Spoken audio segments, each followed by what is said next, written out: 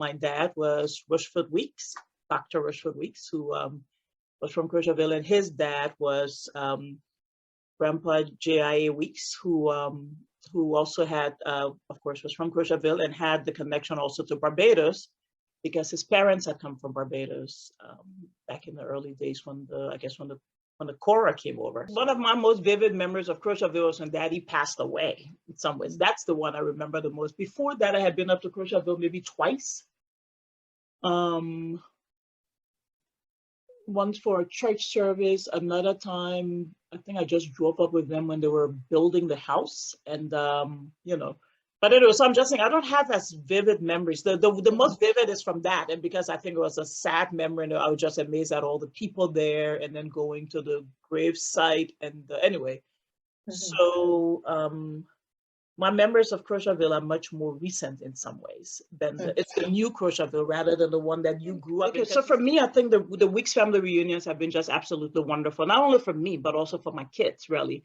It's a time, I think, to, first of all, just to connect with all the different generations of the family, the cousins, the aunts, the uncles, the younger cousins, and increasingly, we're in the older generation rather than the younger generation as we used to be. But it's a time to connect. It's a time to learn, I think. For me, I find I learn a lot, just learning about the old stories, learning about, how things used to be. Also, of course, learning and catching up with each other again in terms of what's going on. But I think it's also a way to pass on stories and to, just to learn what Crozierville was like, to reminisce about what Liberia was like, to reminisce about, all the things that we don't do quite as much here, but that are still, such an integral part of who we are and what we've become. And I think it was also a way just to learn about the family, the ancestors. We had all been really looking forward to going to Barbados. It was kind of like the return, and we had planned, the reunion planning committee was pulling out all the stops, planning that in 2020, we're going back to Barbados. We had all booked reservations. We were literally ready to go, and of course COVID hit, so that got rescheduled. But I know I'm looking forward to it. My kids are looking forward to it, and hopefully, fingers crossed, we'll be able to do this sometime soon. I think right now the thinking is it may not be this year, but I guess we're still in the middle of figuring it out. But yeah, it's very special. I guess maybe that's the headline. The Weeks family reunions have always been very special. And I look forward to us having a real reunion soon. We had a virtual one this year, and clearly it's not quite the same thing. I think what I miss most about Liberia, but remember I've been here now for over 30 years, so it's But even then, what I miss about Liberia was just the fact that you could be who you were, and it didn't matter what you looked like or what you were supposed to be because of the way you looked. I always said to my American friends, I didn't know I was Black until I came to America, right? Because you sort of grew up in Liberia. It was a time of, I guess for me, it was a time of innocence, but it was just a time of being who you are. And, where being Black didn't matter. And, but the thing is, I came here when I was 19. And one of my earliest experiences was you begin to realize that people sort of react to you a bit different. And then after a couple of days, you go, I wonder if that's what it is. And then you realize that is what it is. And in that sense, I think we were privileged and we were lucky to grow up in a place like Liberia, where something like race didn't matter. I feel that my sons don't have that advantage that I had. Because I grew up thinking, if I didn't do things in life, it was because I had goofed off and I was a failure. It wasn't because of anything. In this country, they're bombarded with all of these, negative messages and negative images and all of these things. I think, I feel I'm always fighting a battle just to make them have the sort of self-confidence and the image of themselves that we took for granted growing up in Liberia. So that's a long answer to your question. But I think what I miss the most, and I think what I think has really made all of us as resilient and as, what's the word, confident, for want of a better word, as we have been in this country, is not having to grow up with all the baggage that living in the US inevitably puts on you because of your race and who you are, what you look like. On the metro, I remember sitting on the metro in DC, just sort of trying to get a seat, and someone literally got out of the seat when I sat next. This was 30 something years ago. Mm-hmm. And I will always say to my African American friends that I really admire the fact that despite having grown up with all the nonsense and all of that, they've sort of, because I think we just had it easier. We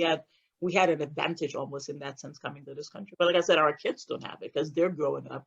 And of course, that's where us being able to imbue some of that to them is helpful, but it still isn't the same thing. And I think they see the difference when they're in a place like Liberia, where, you know, again, where it suddenly doesn't matter. Everyone looks like you. In fact, I remember for them, that was one of the biggest eye openers the first time they went to Liberia. So, well, my education, when things began falling apart in Liberia, and I guess pretty much my mom put me on the flight and said, "You're getting out of here." I was at LU, so I started at the University of Liberia. I'd been for 2 years at LU.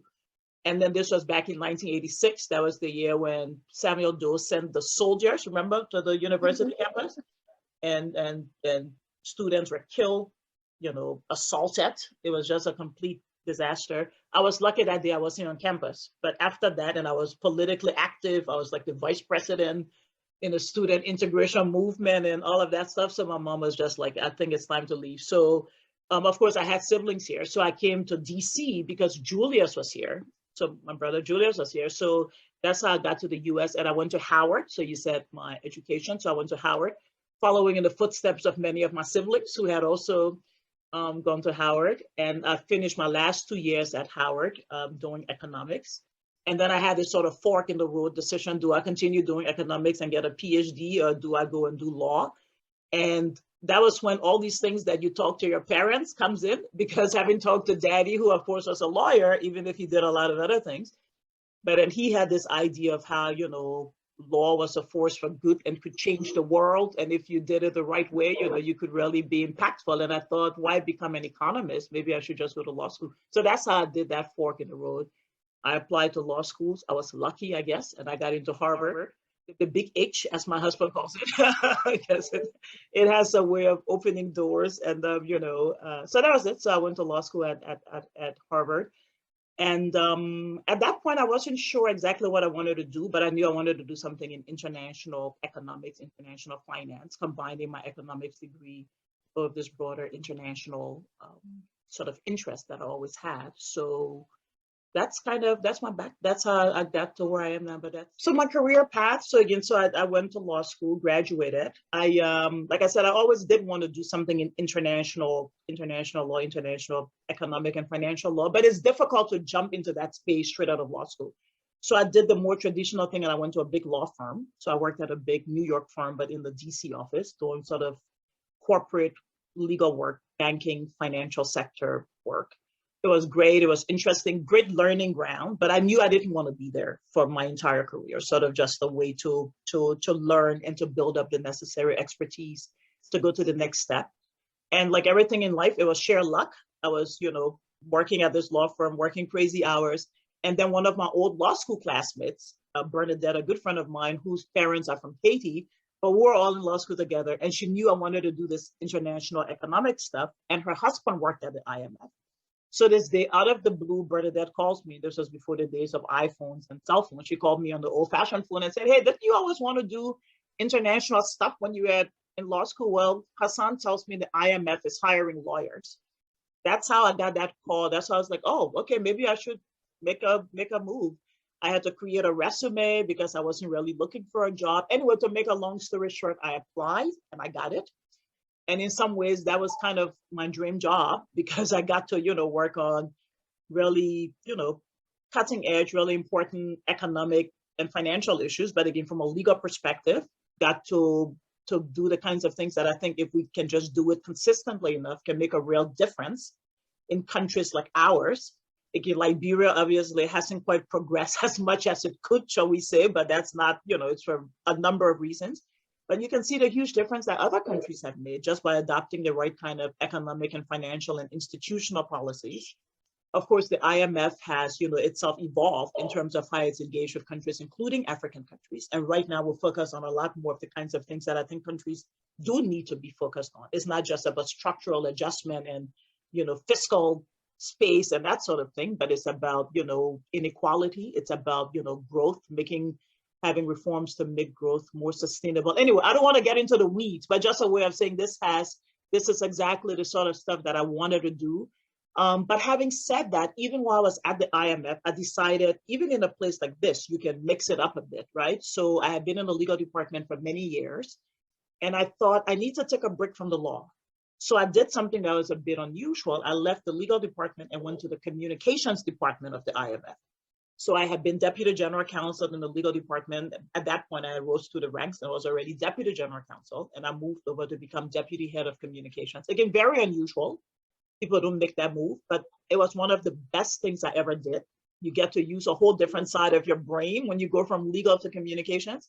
And that's what I always encourage young people, because a lot of, law students, undergrads ask me, so how did you plot your path to become general counsel of the IMF? I'm like, I have no path. You have to do things that you're interested in. Don't think of your career as this linear kind of, you do this, then you do that. Think of it as you go to this place and then you look around and you see what are you interested in and you go do something else, and you'll end up, in the right place, but be open to different kinds of experiences. So that's a very long answer to say my career has sort of evolved. I was in the communications department for over 5 years. I loved it. I did totally different set of things. And then when this position, the general counsel position, opened up, it was a kind of tough choice. I thought, do I want to go back and do that? Or do I want to continue here? Do I want to leave the IMF and go do something completely different? And it was like one of these fork in the road kind of decisions. And I decided to apply and I got it. And some days I wonder if I should have applied. Maybe I should have just gone to do some other thing with my life. It's never too late. It's a great job. It's wonderful, but it's kind of intense. And, the buck stops. I had a number of mentors. I had I think through my life, I've had a number of mentors or people I think of as mentors. My dad would be the first mentor. Like I mentioned earlier, this whole thing about wanting to be a lawyer partly came from him, in terms of the way he talked about the law and, the power of law to change things. Daddy was arguing cases at the International Court of Justice in I want to say the 60s, I believe. That was the case I read. In fact, once at the IMF legal department many years ago now, one of my fellow lawyers was doing research on something, and he said, I saw this reference to Rhoda Weeks, and I know your son is called Rhoda. And I was like, coincidence? I think not. Do you know him? And it was Daddy. He had argued this case representing Liberia. I believe, I can't remember the exact date, but I believe it was sometime in the 60s. So anyway, I'm just saying he came from that. He had this sort of just belief that law could change the world. And so that, I think I would call him my first mentor. And over the course of my career, I've had many mentors and sponsors. Not all of them have been people that looked like me. I've had, a lot of support mentors and supporters. I think more recently, one of our former IMF managing directors, Christine Lagarde, she's a fellow lawyer, although she was the head of the IMF, that's run mainly by economists. But she's excellent because she's that combination of, just complete brilliance, ability to communicate, ability to, to bring people together, to think outside the box. She wasn't an economist, but she changed the way we did so many things at the IMF. So she's always been on my list. Our current managing director also, Kristalina Georgieva. So again, these sort of women that have always inspired me. When I worked in the law firm, I had one mentor that was very supportive of me.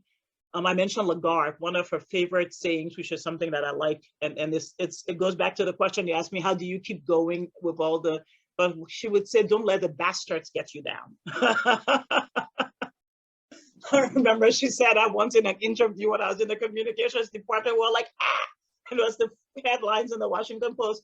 But she's right, don't let the bastards get you down, because again, like I said, when you're in these jobs, there's always going to be people criticizing, saying negative things, that sort of thing. You just have to power through and don't let them get you down. So anyway, that's a long answer to your question, meaning I've had a range of mentors from Daddy to all of these women I've worked with more recently who have been, just powerful role models and who teach you these sort of lessons, like don't let this stuff get you down. It's only an obstacle if you make it, if they may try to put an obstacle in your way, but it's only an obstacle if you sort of allow it to be, right? So I would say because failure is not an option, right? I think, especially for those of us, again, in this country who look like we do, who, no matter what you do, you're deemed to be representing not just yourself or your family, but an entire race of people, because you're the first to do, whatever it is you're doing. I've always been a first. I'm the first woman general counsel of the IMF, the first Black general counsel, the first African general counsel, the first, and there's always been that way. I was the first, all of those things, to be a deputy general counsel and to be the deputy head of the communications department. But the point just being, so you're representing more than yourself, right? It's you. So it I think it does place a huge, I wouldn't call it a burden. It's an opportunity, right? Because all these other people came before us and paved the way for us to be here. But therefore, for me, I just think in these positions, failure is not an option, because it would not be, oh yeah, Rhoda was a bit of a disaster. It'd be, oh yeah, that first Black general counsel was, you know what I mean? So you have to succeed. And I think I owe it to all the people who, again, paved the way for me, but I owe it to the people that will come after me to have done the best I can and to leave these jobs and these positions better than I met them. So I think that's what motivates me to do what I do. And again, I love what I do. Like I said, it can be difficult. It's very intense. I work crazy long hours. Pre-COVID, I traveled a lot. But you still, once you like what you do, then you try to do it to the best of your ability. And like I said, this idea of leaving it better than you found it. The Boy Scouts in the US have a motto that you should always leave the campsite better than you found it. That's the way I've always thought of my jobs, that, you know, it's when I leave this position, I want to leave it a little better than I found it, for all the people that went ahead of me and that will come after me. So and my message for young people is always that, you know. But the good thing is, I think the young people of today, at least the ones I hang out with and talk with, they're much smarter about these things than I think our generation was, right? Because I don't think the thing, you know, when I was in law school, half of my law school friends just wanted to graduate, go to a big firm, become partner, and that was their goal. A few of us, of course, had other, the younger people of today wouldn't even think that way. Many of them, they have a much more, you know, expansive view of what they can be doing, of how they can make a difference. And I think it's really exciting and it's encouraging, because I think it's, but that's always my message for them. Continue doing that. We can all do a lot more if we just expand our horizons a little bit better. I mean, there's something to be said for, you know, being committed and staying for long enough, but I think there's something also to be said for the dynamism and that's just the fact that they feel empowered to pursue what they want to pursue. You know, growing up in Liberia, if you told your parents, at least my parents, that I wanted to do acting, they would have looked at me like, what? Go get a real degree and then maybe. But it puts a heavier burden on you, though. Because I think, you know, if I didn't have all of these things, I think I would you just get up one morning, you're like, oh, I quit, I'm done, I'm out of here. So my advice for young girls of African descent, I think it's kind of what I was leaning to just now. I would say to them, define your own path, define what you want to be, define what it is you want to achieve. Don't let other people tell you what you can do or what you should be doing or what you should not be doing. You know, don't let other people try to put you down or to put obstacles in your way. Again, when I think of my own career, there've been all kinds of things that could have been obstacles. You know, people thinking you're the secretary when you walk into a room because you're the only Black woman in the room, when you're the attorney that just spent the last 3 weeks drafting their documents. And then, you know, that happened to me personally. And then the guy he apologized and he was so embarrassed. So the point just being, for some people, that would have been an obstacle. It would have been, oh my God, I can't believe I feel so. For me, I just brushed it off. I refused to let us, and I can tell many of those kinds of stories. So that's what I would tell young women. So define your own path. Those kinds of things that people throw in your way, either accidentally or deliberately, it's only an obstacle. It's only an impediment if you let it be. Don't let it be. Keep your eye on the you know, the prize. Keep it on that North Star, and that's what you're aiming for. I know that's what I've always done, and I really don't. I don't let that stuff bother me. In fact, sometimes sorry, I'm giving you a super long answer again, but sometimes I talk to people and they're saying, yeah, you should be more upset. And I'm like, you know, the funny thing is I'm not upset, because he has a problem if he thinks that, you know, every Black woman that enters the room must be a secretary. That's his problem. That's not my problem. I'm not a secretary. I've got a degree from one of the best law schools in the universe. So, you know what I'm saying? So, but I know it's easier said than done. So for me, at least when I mentor and talk to young women of all, you know, all races even, but especially young Black women, that's my strong message for them. You know, you should identify these things. Sometimes you do need to push back, and pretty forcefully, and I've done that too. But don't let it get you down. It's back to the don't let the bastards get you down that I said Lagarde tells. You know, that's something she told me, and that's what it is. That's what it is. They're complete, you know, you don't have to, they're not great guys. So again, I don't want to oversimplify it, but I really do think most of the young women I know are brilliant, they're passionate, they're ready to get out there and change the world. And they can do these things, but a lot of times you have so much, negative stuff coming at you. You just need to be able to block it out so you can continue along that path. So sticking with what you're doing and your goals. I mean, of course, you have all the other pieces I also alluded to earlier, this idea that you probably have to work harder than everyone else. And you probably, you sort of have more eyes watching you because you're not just the whoever, general counsel, whatever that just entered the room, you're the Black woman general counsel. So, it's kind of that standard is always there. But for me, it just makes me work harder. So that's it. I mean, like I said, keep your eye on the prize. Don't be distracted by all the noise that gets thrown at you. Value yourself. Be prepared to work hard. We always have to work harder. I'm sorry, but I think that is still the case. And surround yourself with mentors and supporters and people that will, help to fortify you. That's another thing. I think a lot of times, sometimes young people try to do things on their own. And those mentors and supporters don't always have to look like you. Some of my best mentors in my life were white men who were supportive. And this was back in the day before. So you just have to find the right person, and what that person looks like even can differ. But to be open to all of that and really just be who you are. Maybe that's the last thing I would say. Be your own authentic self, Because I think, again, so many times, and we all used to do that. I laugh when I see some pictures of myself when I was younger. I would always be wearing the pearls and the hair was pulled back. Right now, I wear the leather jackets and the big chunky jewelry. And again, maybe it's because I'm, senior enough that I don't care anymore. But I think even doing that now at an earlier age, I think young people have a lot more space to really be who they are. And I encourage them to be your authentic self. You can't pretend to be someone else, all the time. So just be yourself. So whether it's the food, it's the family who's already over, who's always, coming, and they're used to the big sort of extended family and all the connections and they can see already that we're so much more connected than the families they see with their friends, in the US, for example. And again, of course, taking them back to Liberia at a very early age, I realized to the extent we could afford to, get to Liberia as much as possible is important to do.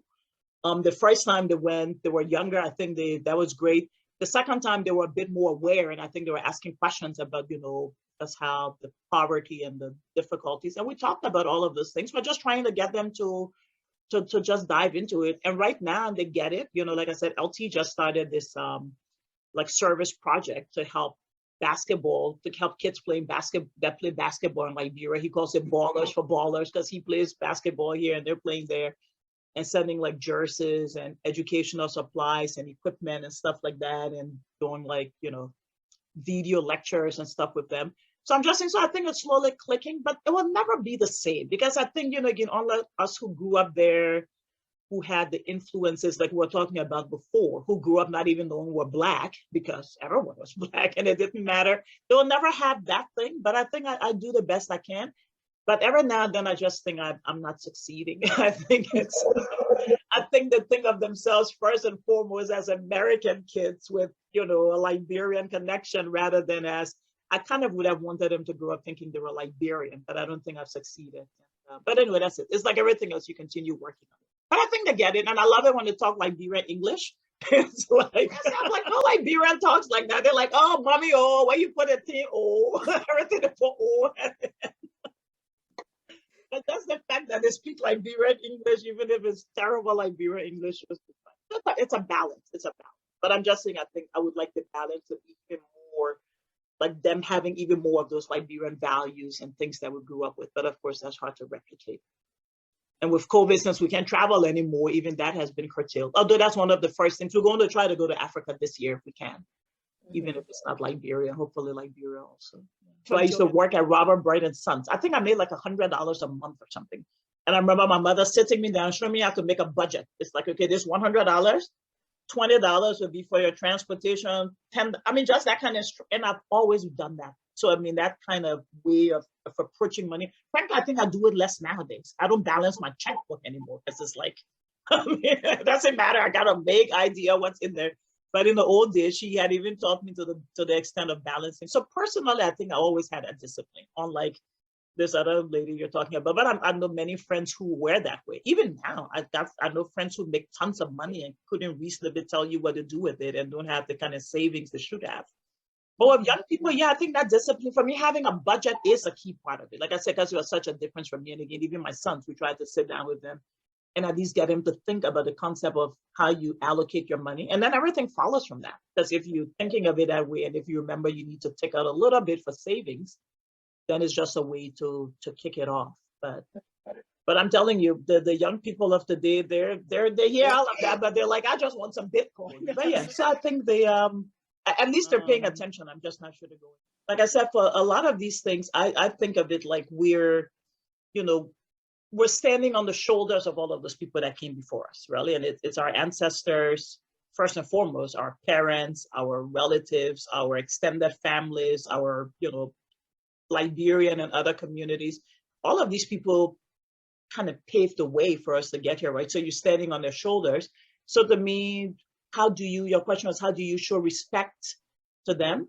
I mean, the first thing, by doing the stuff you're doing, Shireen. This is why this is so awesome. But us learning more about the stories and the experiences and the histories of our ancestors. Because I think that explains who we are in many ways. But again, and that's the worry, that these things are just disappearing. Like I said, all of my uncles are gone. I remember the little stories they would tell me. I probably got the most stories from Uncle Anthony, but they're all gone. And anyway, so that's it. By learning the stories of our ancestors, learning where they came from.